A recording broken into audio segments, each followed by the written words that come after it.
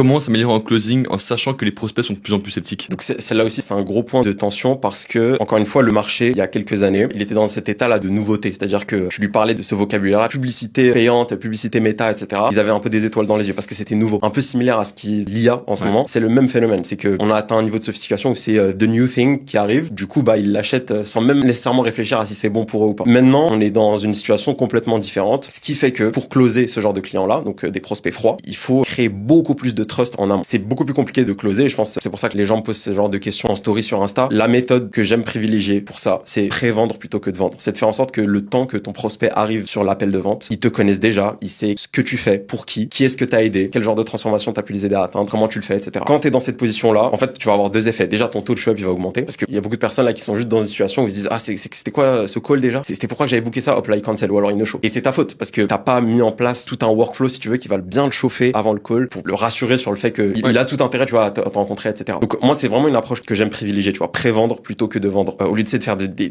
tactiques de closing, et ça existe, tu vois, il y a des skills à avoir là-dessus, mais ça t'amène à avoir des taux de closing bien plus intéressants sur le long terme. Et surtout, quand tu closes ton client, t'as une meilleure relation avec lui parce que t'as créé tellement de confiance en amont avant le closing que après qu'il close, il est pas dans cette situation, tu sais, où il se dit, fuck, je me suis fait manipuler, ou il m'a utilisé des tactiques de closing, ou tu sais, il t'appelle, il dit non, mais je veux un remboursement, etc. T'as pas envie d'avoir ce genre de client cauchemardesque, tu vois. C'est ça que j'aime privilégier. Et quand on met ça en place, typiquement avec les gars de l'accompagnement, ça close beaucoup mieux. Ça close beaucoup mieux parce que juste t'as l'impression de connaître la personne, d'être familier avec elle. T'es déjà rentré dans tout son écosystème. Et le closing, c'est un appel de collecte de paiement, tu vois. C'est même plus, c'est genre, ouais, ok, voilà le système, ça te correspond à 100%, ok, let's go.